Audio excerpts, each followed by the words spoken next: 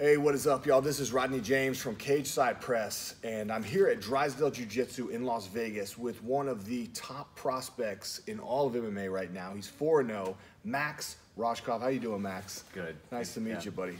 Or nice to see you, I should say. I've known you for a minute. I've known you for a couple of years now, actually, and I've been high on you for a couple of years. I've been trying to tell people you gotta watch this guy, you gotta follow this guy. You're a Division I wrestler from North Carolina State.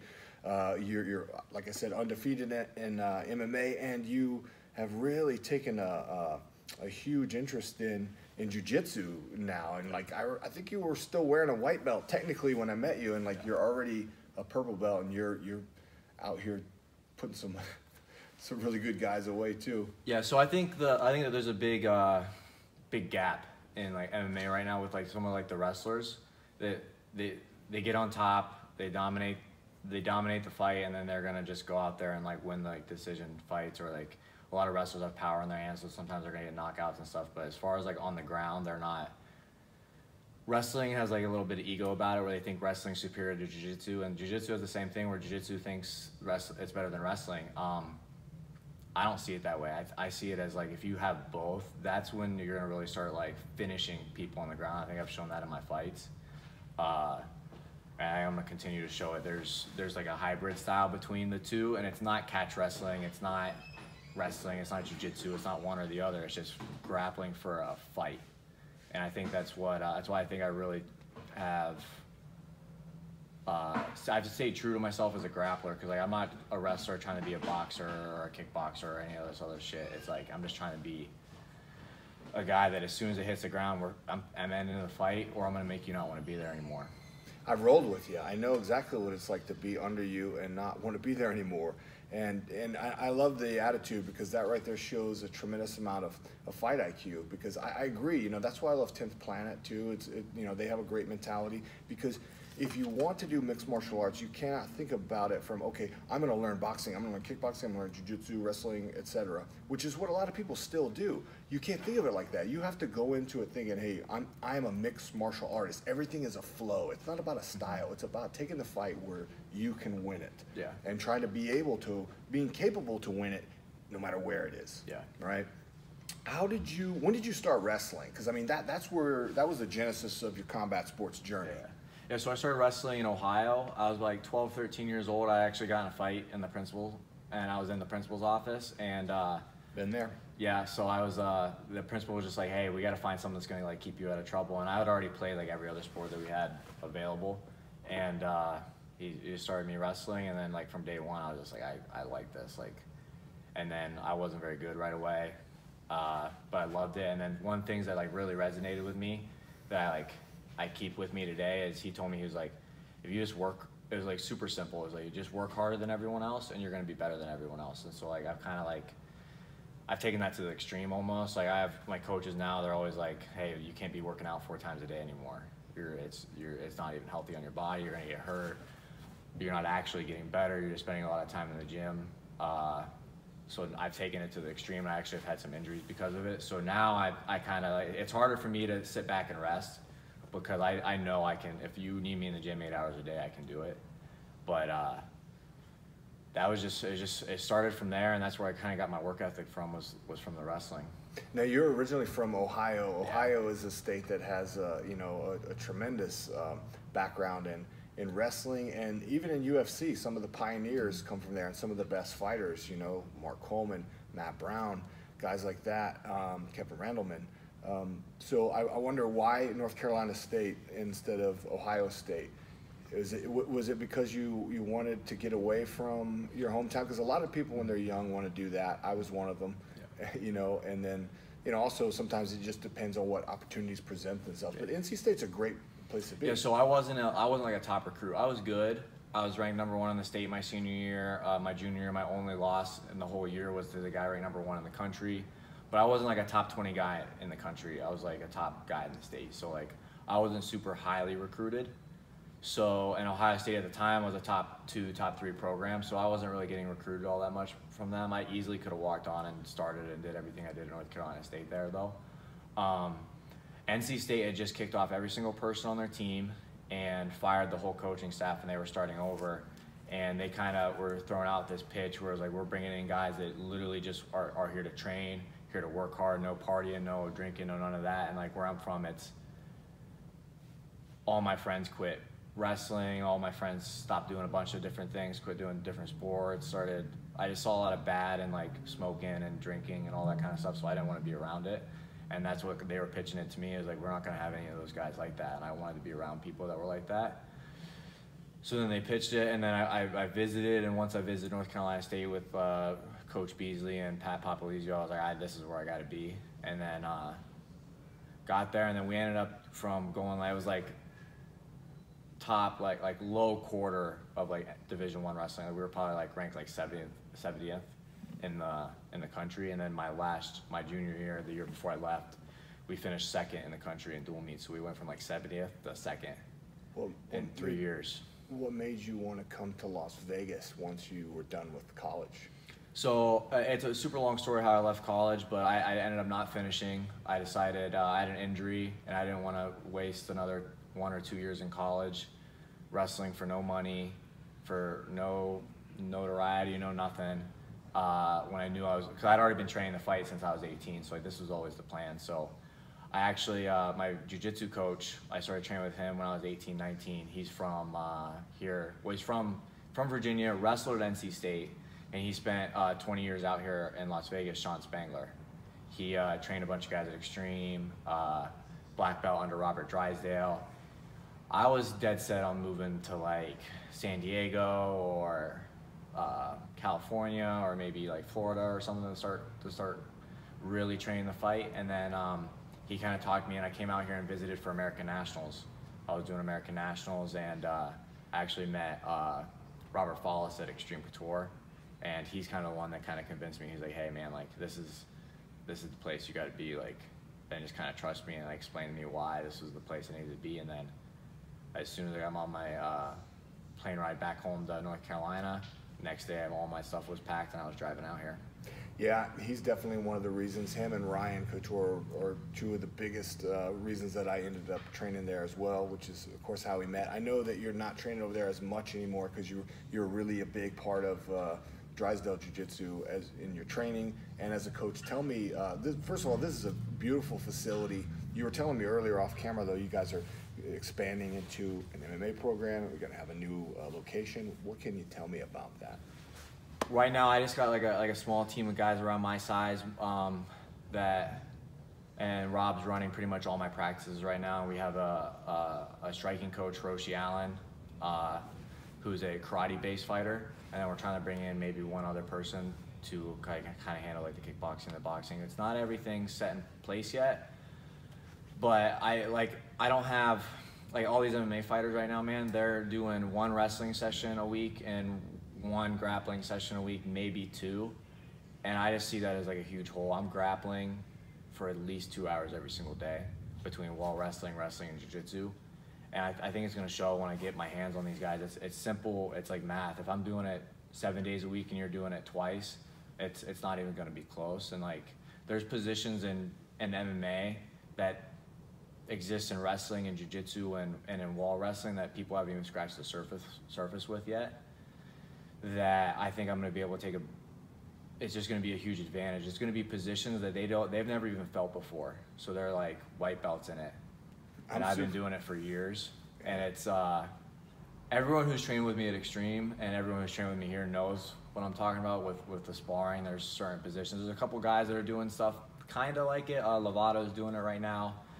He pulled half guard against Musasi, and that's basically how he won the fight. And then Damian Maia's been pulling half guard and using it with his wrestling and stuff to win fights. And I think they're the first guys to really scratch the surface, because neither one of them are like great wrestlers or great strikers. If you take a really good wrestler, really develop his jiu-jitsu, and they're good strikers on top of it, and they can do everything, and they're doing the stuff that's a little bit unorthodox and stuff that like people aren't understanding what's happening, I think it's going to be a big advantage, and that's kind of what I'm seeing. Yeah, I'm super excited to see your vision come to fruition, if you will, because like I said, I've seen you start from a raw college wrestler before you even had a pro MMA fight, and then just your evolution, just progressed so quickly, and people are really starting to take notice. For example, there's a couple different outlets that talked about some of the top prospects. One of them is Combat Press, who I used to write for, and then one of my industry colleagues, Nolan King of MMA Junkie, wrote a great article, and he named like 20 of the top prospects. I think the criteria was never had a belt in a major organization like Bellator, UFC, under the age of 30. And you were in there with some pretty good company. Half the names on that list were UFC guys, and some of them are even, projected to possibly fight for a title and favored to win this year. Talking about Macy Barber as a beat, for example. So how awesome was that to be acknowledged and be on that list of people that you hope to, even surpass? It gives me energy, man, because it's funny. I've been talking about it with my friends and stuff, because I've never been that guy. When I started wrestling, no one wanted me to do it. Everyone thought it was a bad idea. Everyone didn't think I could be good. And I was like, yeah, nah, fuck you. I can do this. And then even when I went and wrestled Division I, everyone thought Division I was going to be too hard. Or I've always been like the underdog, right? And I've always been like, yeah, no, I'm going to prove you wrong. And like, that gives me energy. But like, now I think just from word of mouth and from what people hear, because I train with amazing people, really good fighters, and then like, I treat people the right way and I work hard. So I think just people are kind of seeing that in me. And I think that's just from almost 14 years now, every single day, being super consistent. Even when I fractured my vertebrae in my back, even when I had surgery on my shoulder, like I had surgery on my shoulder, I was in a sling and I'm doing walking lunges on the track every single day for like 2 hours. Like I'm doing something, I'm training. And I think just being that consistent, I think the only talent that I've ever had is that I know I can push harder. And like, that's the one true talent I have. Physically, I don't think I have all those, like I'm not super fast, I'm not super strong. I don't think I'm a lot smarter than everyone. I think the talent that I have is I'm like a little sick as far as when it comes like to the work ethic and stuff. And so I think that's what's pushed me. I think people see that. And then on top of just treating people the right way and trying to be a good person, I get all these opportunities, and it's paying off. Are you seem like you have some demons that you're trying to silence when you're doing all that. I know that I do. It's one of the reasons I work out a lot and I do martial arts. And when I first met you, you're a guarded person. It kind of took like a year or so for you to kind of open up. You're the type of person that you gotta, somebody has to earn your trust before you really show your true character, before they can befriend you. And I feel like, we're at that point now. But yeah, I always had a hard time getting a good read on you. And I could tell there's things that are, that you hold on to, some sorrow and stuff. What is that? Yeah, so it's funny, I was training with Kevin Lee one day, and he like mentioned that he was like, because me and him are always talking shit, like when we would spar, cause I was sparring with him a lot for his Tony fight. Kevin Lee talking shit, I can't imagine. Yeah, me and Kevin, like he'll like, I like him because like we can talk shit and then we're good, like we're training and like. But he was like, one day he looked at me, he's like, bro, I can see it in your eyes, bro. You got some dark up in there. And I'm like, yeah, bro, I'm not just like a pretty looking white boy from California. Like I'm probably, but no, the way I grew up, man, it was just like, I told you off camera, with like my family and my dad and stuff, I didn't have like the best upbringing. Like I've looked down the barrel of a shotgun, I've been attacked with knives, I've bullied as a kid, like all that shit. But like, I'm super grateful that all that stuff happened, because I really, people say I'm cocky and like I'm arrogant and all that stuff. It's like, I know where I'm come from, and people that come from where I come from don't do what I do, and that gives me a lot of confidence. I'm gonna wear that confidence. Like I've earned the right to act the way I act. And then on top of that, cocky people don't train for 8 hours a day. They think they're the shit. In my head, I always, doesn't matter what I think I'm doing or how good I think I am, unless I'm subbing someone in 15 seconds, every 15 seconds when I'm rolling or fighting them, I'm not good enough. Like I suck in my mind. We don't have to name any names, but I'm sure you've trained with a lot of guys that are in those major organizations. So you've probably seen a lot of that egos from other folks. Oh yeah, a ton. there's guys that, like, if I'm teaching a jiu-jitsu class, I was a blue belt teaching a jiu-jitsu class, and there's guys in the UFC or Bellator or whatever mad that I'm teaching the class and I'm a blue belt. But it's like, bro, like, I understand. I think, and I've had a lot of opportunities to coach, and I think that's because, like, I think other people see me and I get to talking to them, and I just have, like, I'm very confident about this. I have a different mind when it comes to this stuff, man. Like, I just see things a little bit different. I think that's why I've been able to get good so fast. There's a huge, I always say, another thing I talk with Kevin about, like, you don't start fighting because you're smart. I think there's a big hole in MMA right now with, like, these guys that think it's just a fist fight and think it's just gonna, like, I don't gotta prove to you how tough I am. I wanna make tough guys look stupid because I'm smarter than them. And there's gonna come a day when there's gonna be a guy who's just as smart as me, just as tough as me, and then we're gonna see.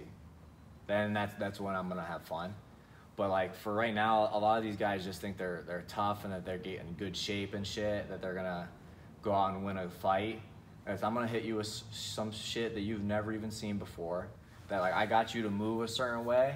Like, I made you move there. They think they're moving that way, but I made them move there. And that's when I'm gonna finish, or that's when I'm gonna make them tired and finish them on the ground or whatever. I just think I have a different mind for this. Yeah, no, you're clearly built for this. And you know something, I've been in a few of those jiu-jitsu classes that you taught, and you are a great coach. I'm not just saying that because you're here. You are.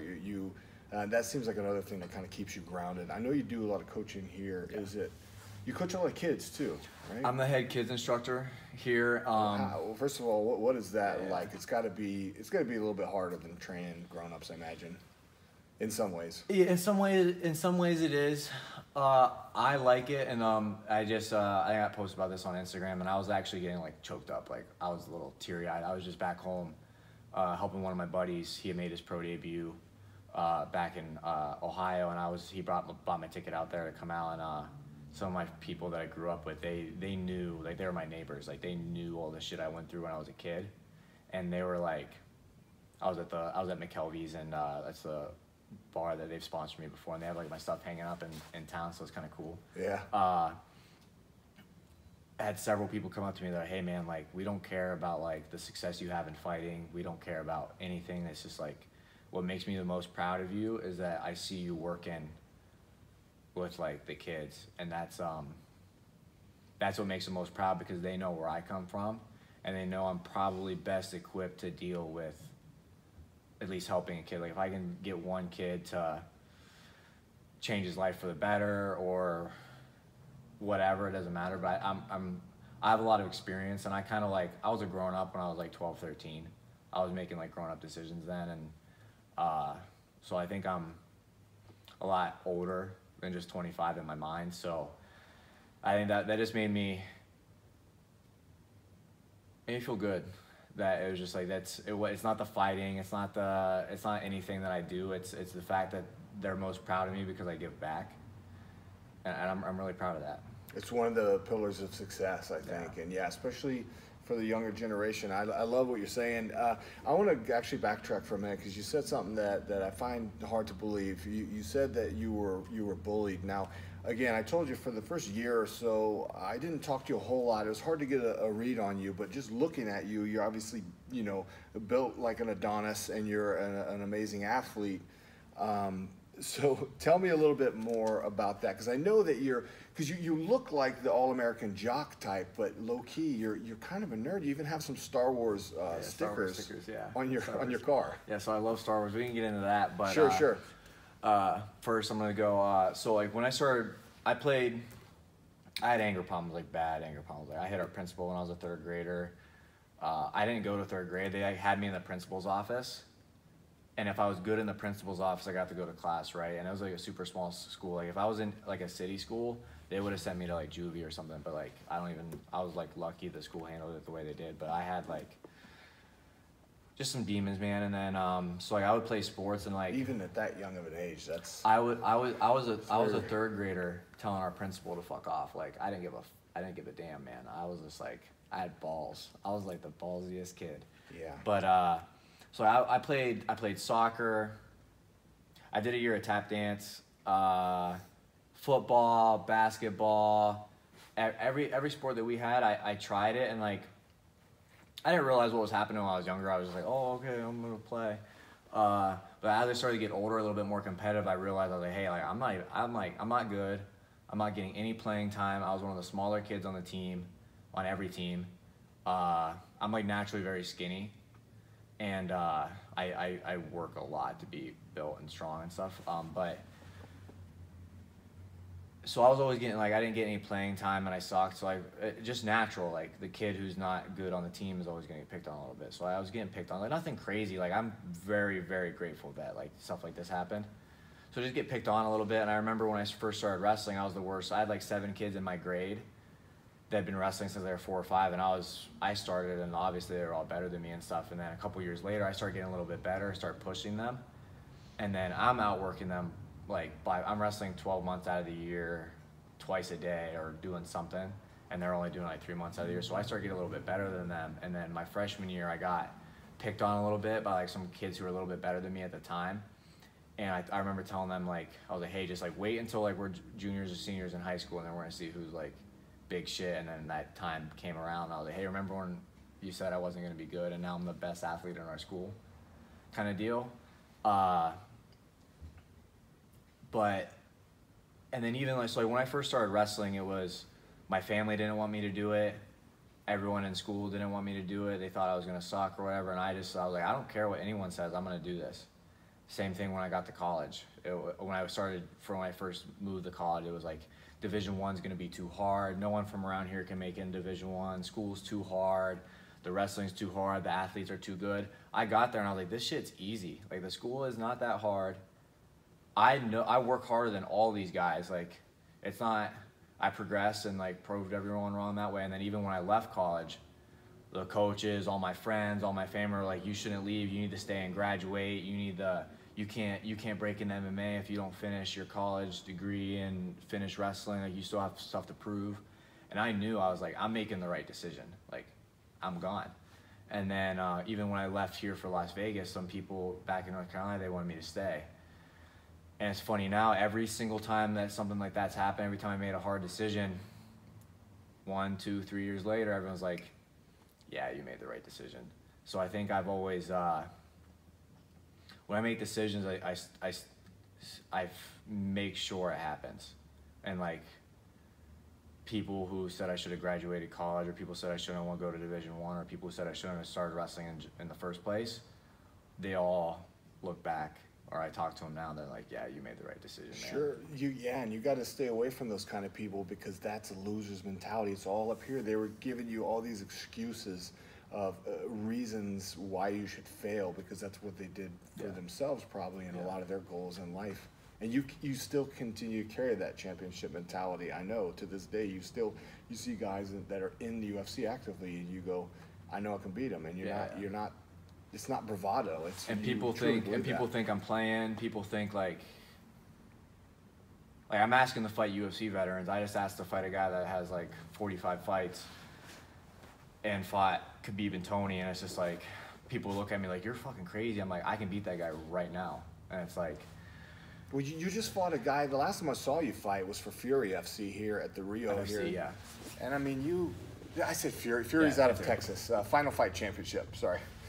Crossed my wires there, but no, I mean, I think you fought a guy that had 20+ pro fights. Yeah. You were 3-0, and was 10-1 in his last 11. Oh, and you smoked him. He felt like a kid, and it's like, I thank him for taking the fight, but it's like, and I train with these guys I train with good guys every day, and I know what I can do. And everyone's like, I've told some people, it's like, yeah, I was like, if I can get in the UFC at 4, 5-0, like, I'm ready to fight these guys right now. There's only a couple guys in the UFC at lightweight that I'm like, I look at them like, I would want to do a camp for them. I can still beat them, but like, okay. But most of them, I'm like, you tell me I got to make weight and fight tomorrow, I'll do it, because I just, the skill level and the mental is just not there. I don't see it. When we first met, I think you were fighting at 55 still, and now you're a little bit older, and naturally you get a little bit bigger, your bones are setting and things like this. So are you, is 170 the home for you permanently now? Oh no, I'm a 55 pounder still. My last fight was at 60, so I think because it was at 60, some of the like my Tapology says welterweight. Right. But I'm a 55-pounder. I don't see myself fighting 70. And yeah, I'm a 55-pounder. Okay, yeah, because I was sitting here looking at him like, you're not so tough, man. I'm Yeah. a 70-pounder. Well, I don't know if that could ever. I don't know if the scale will ever see 170 again with me on it, because I'm like 210 now, and I plan on staying there. But all right, so let's. I want to backtrack to Star Wars before we get out of here. I'd like to know this. So you're a hardcore fan, right? Yeah. I am. Yeah. I've been a hardcore fan. I was born in '81, so I mean, it was like a big part of my life growing up. Obviously, when the new movie came out, I took my nephew to go see it, and I enjoyed it. I mean, you can't really go wrong with a movie that's on that scale in terms of production value and the name value of obviously Star Wars. But I was a little underwhelmed by the storyline of this entire new trilogy. What did you think about the latest one? Yeah, like talked about a little bit off camera. I think like I was super entertained when I was watching. I was like, yeah, this is awesome and cool and stuff. But when I sit back and I look at the trilogy as a whole, it didn't like, some stuff just didn't, they didn't tie it together. It wasn't a good story. But each episode individually, I was entertained while I was watching it. So like I like that. The best Star Wars movies ever are Solo and Rogue One. Rogue One's probably number one, and then Solo's number two. Like the best one ever, you think is Rogue One? Because it doesn't even have Luke Skywalker, Han Solo. It has Darth Vader briefly, but like I think it's the best just because at the end it tied stuff together that no one like really knew about, and it was kind of cool, and there's like a lot of nostalgia there. Yeah. The story was amazing, and then on top of that, it's the nostalgia, and like it didn't like. I kind of like movies that don't end with a perfect ending. Everyone just up and dies, so it's just like, it's like I don't like. I'm like I left feeling something. That's why I like Solo too, cause like, spoiler, but like she up and leaves him at the end. Like that hurt my heart. Yeah. Like, I'm just like, oh, I felt bad for Han Solo. Then you kind of figure out like why he is the way he is. Like that's cool. Yeah, it is, man. And you know, as I've said for years, actually my first screenwriting professor in college taught us this, and then I really started to notice that Star Wars is actually just a futuristic Western. It's like it's a Western in every sense of the word. They tie a lot of Greek mythology into it too. Yeah, they put a lot of mythology, even a little bit of religion in there. There's the light and the dark, and the, all that. But I don't know. For me, it's like I look at Solo, for example. I'm like, there's a train robbery. You got Woody Harrelson, who's a Texas boy and one of my favorite actors of all time, and they have a train robbery. How could you? And you also have the origin of not only Solo, but Chewbacca, two of the most beloved characters. I think with Rogue One, what was cool about it too is they didn't rest on their laurels of, trotting out these older characters like they've had to do in the new character, trilogy. and you don't got to bring in like a bunch of Jedi or a Sith. It's a different story. That's still part of the Star Wars universe. So it's like you don't have to have a bunch of like stuff that's like obviously like Jedi, Sith, and like the Force is all a big part, but you didn't even need to bring it. You didn't need to bring that stuff in, and that was awesome. I felt so my biggest beef with the newest one is I felt like number one, they wanted to rely on CGI, and you wanted to rely on basically the lightsaber battles between Rey and Kylo Ren, who are two characters that we don't really give a shit about anyway, because you didn't really do a good job building them up and giving us a story to care about. Yeah. So I don't know, man. What about last Star Wars thing we'll talk is Mandalorian? I think is one of the best things ever put out in the Star Wars universe since the original trilogy. You said it took you a minute to get into it. Yeah, it took me a minute to get. Like I was watching it because Baby Yoda's cute as hell, and it's just like, oh my gosh! Like, if you follow me on Instagram, I'm always posting Baby Yoda memes, and like my TikTok is just like only Baby Yoda stuff now. But like, so it's kind of felt like to me it was just like the adventures of Baby Yoda and the Mandalorian for the first few episodes. So I'm like, what's the plot here? Like, what's actually happening? Like, I want to know what Baby Yoda is, and like what we still don't even really know like what's gonna happen or like where he's from. And then I think just towards the end of the episode, towards the end of all the episodes, it just kind of like tied it in together. It made me super excited. I don't want to wait another freaking year for that shit, man. Like, I want that now. And I don't want them to put it out one episode at a time. I want to binge it. Like, that's getting finished in 2 days. I know. Like- Especially nowadays, you know, with all these streaming services, like we're kind of like spoiled at the idea of just being able to binge, and I don't like waiting. It was super exciting. They brought back the Black Saber, because that's been in comic books and stuff, and then it was in the Clone Wars and Rebels. So you're getting into some of the deep cuts here. Yeah. So it was you pretty need to cool. talk to Sam Alvey. Smiling Sam Alvey is like on your level of Yeah. fandom. He's probably a little bit more than me. I don't know a lot about like the comics and stuff, but like anything that's been produced, like as far as like movies or cartoons or whatever I've seen, but I'm not very well versed in like the comics and some of the stuff like outside of that. The only thing I've really seen, because I don't like to read, it's like I get too bored. I'll watch like YouTube stuff and I'll learn about it through that, but I'm not gonna sit down and read a comic book. Yeah. I never got into comic books. I feel like I'm the only kid who grew up and was just never. I like the superhero movies and stuff like that. It's super easy to you can look at a comic book like on YouTube, like find the series YouTube, and they'll like tell you the story on YouTube. You don't even got to read it, so it's like way cooler that way. It was never my thing. Same reason, man. My attention span just doesn't hold. All right, well, thanks so much for meeting with me today. I want to know, before we sign off here, what is next for you? Do you know anything? Is there any announcement? Is there anything in the works? No contract signed yet, but Titans planning on booking me for February 14th in Florida. And I don't know what's going to happen after that, man. I'm always shooting for the stars, so I'm going to win. There's a Columbus card in March in the UFC. That's where I'm from. I'd sell a lot of tickets there. So I don't know if it's possible, but I would sell a lot of tickets. I think it is possible. We've definitely seen guys with your record and similar backgrounds that have gotten opportunities to get in there. And sometimes it's a late notice replacement, or maybe even by way of contender series, but you're looking to potentially bypass that altogether. And if not, hopefully we will see you at the UFC Apex come next summer. I think that especially, you know, if you continue at this rate, keep getting these you know, fun fights and finishes, I think it's inevitable, don't you? Yeah. No, it's inevitable. It's gonna be fun. This is gonna be it's fun. I've been talking about my friends about this. The last 6 months has been a lot of big changes for me, and this is like the most fun I've had in my entire life at this point, like right now. So it's awesome, man. Where can the fans find you on social media?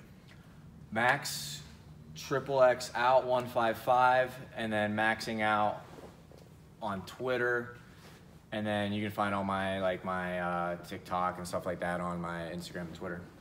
Thank you so much for your time, Appreciate sir. it, man. Thank you. He's Max. I'm Rodney for Cage Side Press. Thanks for tuning in.